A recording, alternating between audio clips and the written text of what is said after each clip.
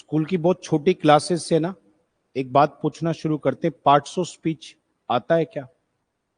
Parts of speech तो आना ही चाहिए। ये कौन सा पार्ट ऑफ स्पीच है? ये कुछ बेसिक क्वेश्चन है सर, जो लाइफ में बच्चे ना स्कूल टाइम से सुनना शुरू करते हैं। और मैं ये कहता हूं मेरी आने वाली 5-7 मिनट में पार्ट्स ऑफ स्पीच को लेके बहुत सारे जो डाउट्स होते हैं ना वो निकल जाएंगे सर। पहला तो डाउट यही सर, इनका नाम पार्ट्स ऑफ स्पीच क्या होता है?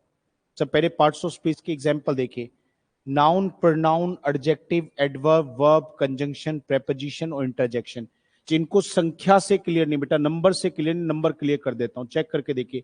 1 2 3 4 5 6 7 8। यस, बिल्कुल ठीक सुना आपने सर। 8 पार्ट्स ऑफ स्पीच होते हैं।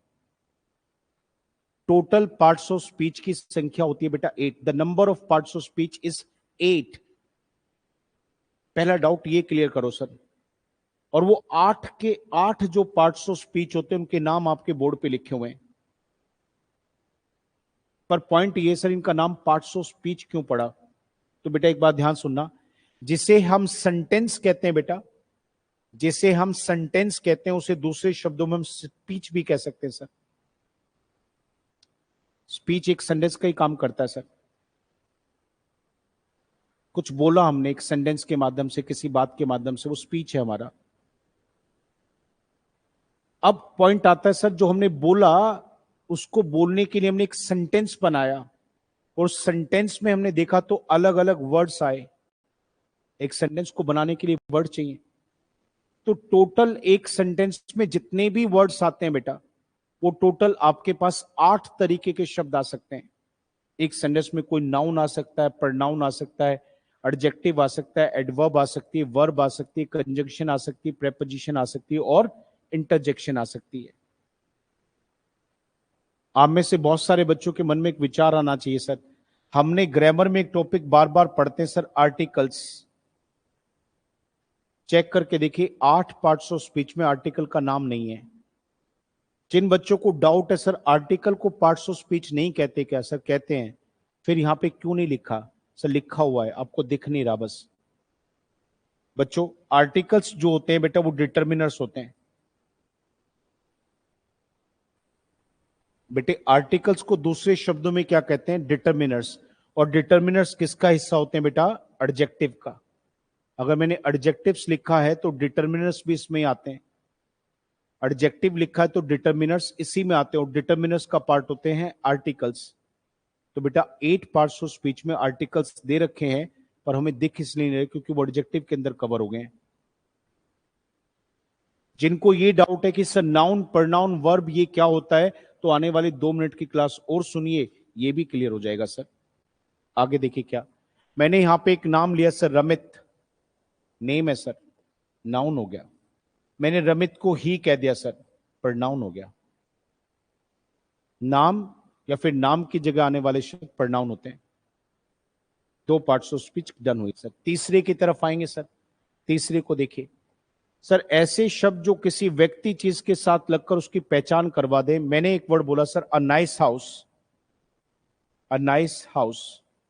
सर आप गौर से देखिए, गौर से देखिए यहां पर सर, मकान कितने हैं? एक है, डिटर्मिनर है सर। डिटर्मिनर किसका पार्ट होता है? एडजेक्टिव का सर। फिर पूछता हूं कितने मकान? आप कहेंगे सर एक मकान। डिटरमाइन का मतलब सुनिश्चित करना, तो यहां क्लियर होगा मकान कितने? एक है। डिटर्मिनर का पार्ट है जो कि एडजेक्टिव है। मैंने आर्टिकल को एडजेक्टिव नहीं कहा, मैंने आर्टिकल को कहा डिटर्मिनर, और डिटर्मिनर को किसका पार्ट कहा? एडजेक्टिव का। सर हाउस कैसा है? नाइस है। कोई चीज कैसी है, कोई व्यक्ति कैसा है, तो ये बताने वाला जो शब्द होता है वो एडजेक्टिव होता है सर। हाउस एक नाम है सर, ये नाउन हो गया। थोड़ा और डीप आइए सर। मैंने यहां पे एक वर्ड बोला सर, रन, दौड़िए। और फिर मैंने बोला सर तेज, यानी कि फास्ट। आगे देखिए मैंने क्या बोला सर, अ वेरी ब्यूटीफुल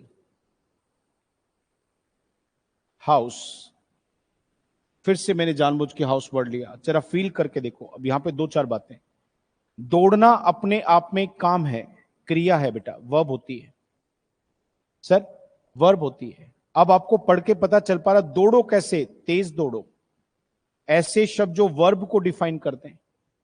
ऐसे शब्द जो किसी वर्ब को डिफाइन कर दे, उन सभी शब्दों को बेटा हम इंग्लिश में एडवर्ब कहते हैं। वर्ब में जो ऐड कर दे, वर्ब के अंदर ऐड कर दे, एडवर्ब होता है। थोड़ा डीप आइए सर। यहीं पे देखिए, मकान हाउस हो गया बेटा। कैसा मकान है? सुंदर मकान है।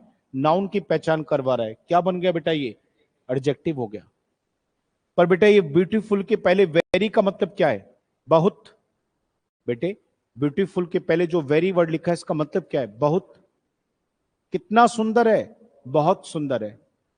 एक बात लाइफ में कभी मत भूलना, वो शब्द जो एडजेक्टिव को दिखाता हो, वो शब्द जो एडजेक्टिव के अंदर सेंस को ऐड करता हो, उसके लिए आता हो, तो एडजेक्टिव के लिए आने वाले शब्दों को भी हम क्या बुलाते हैं बेटा?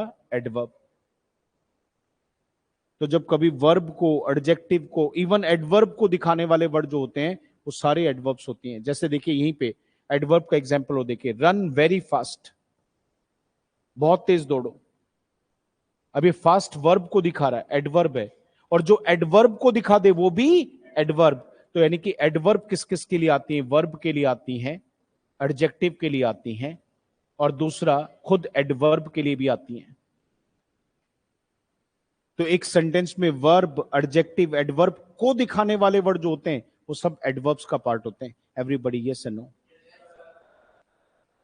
आगे की तरफ आई बेटा। वर्ब सबको पता है, क्रिया होती है, काम होता है जिसको हम करते हैं। मैं पढ़ा रहा हूं, आप पढ़ रहे हैं, मैं बोल रहा हूं, आप सुन रहे हैं, सब एक्शन वर्ड है। ये सब वर्ब्स का पार्ट होते हैं। कंजंक्शन जोड़ने का काम करती हैं सर। कंजंक्शंस जोड़ने का काम करती है सर। मैं एक बात कह रहा हूं, और बात ये मैं सुनील के बारे में कह रहा हूं, पर मेरा मन होता है कि मैं सुनील के साथ साथ कपिल के बारे में भी ये बात कह दूं। तो देखिए, मुझे दो लोगों के बारे में बात करनी है, एक सुनील और एक कपिल। तो मैंने यहां पे लगाया sir and, Sunil and Kapil. Sir नहीं, मुझे ये बात या तो सुनील या कपिल के बारे में कहनी, मैंने बीच में क्या लगाया? और। सुनील और कपिल, या तो सुनील या कपिल। मुझे दोनों के बारे में मना करना है सर। मैंने बोला नीदर सुनील नॉर कपिल, ना सुनील ना कपिल। अभी जोड़ रहे हैं वर्ड, ना कपिल ना सुनील, या कपिल या सुनील। कपिल और सुनील, ये सब जोड़ने वाले जितने वर्ड होते हैं, सब कंजंक्शंस होते हैं। बेटे छोटे छोटे वर्ड सुनोगे, at, in, on, to, with, by. क्या करते हैं? टाइम दिखाते हैं, प्लेस दिखाते हैं। प्रेपोजिशंस क्या करती हैं सर? टाइम दिखाती हैं, प्लेस दिखाती हैं, रिलेशन दिखाती हैं, पोजीशन दिखाती हैं। ये छोटे छोटे वर्ड जो जोड़ के दिखाते हैं सर, प्लेस को ये भी जोड़ते ही हैं, पर क्या? टाइम जोड़ देंगे, जगह जोड़ देंगे, रिलेशन जोड़ देंगे, पोजीशन जोड़ के जो दिखाते हैं, ये सब भी प्रेपोजिशंस होती है। At, in, on, to, with, by, for, from. Sir एकदम से सडन फीलिंग थी, ओ कह रहे यार उसकी डेथ हो गई है, यार कमाल हो गया भाई, वाह क्या शॉट मारा है, एकदम से वाह। तो एकदम से सडन इमोशन निकलते हैं ना हमारे अंदर, एकदम से वो सारे के सारे सड इमोशन दिखाने वाले वो इंटरजेक्शंस होते हैं। जैसे दुख जब किसी को होता है तो बोलते हैं अलास, कहते हैं अरे यार अलास। जब किसी को हंसी आती है तो करते हैं हा हा। ये जो सडन इमोशंस हमारे आते हैं, जिन्हें हम एक्सक्लामेटरी मार्क से लिखते हैं, ये सब इंटरजेक्शन होते हैं। सर ये है 8 पार्ट्स ऑफ स्पीच इंग्लिश में जो एग्जिस्ट करती हैं। ऑनलाइन वाले बच्चे, ऑफलाइन वाले बच्चे, बेटा एक बार आप लिखकर और आप बोलकर बताइए बेटा, समझ में आया? यस या नो?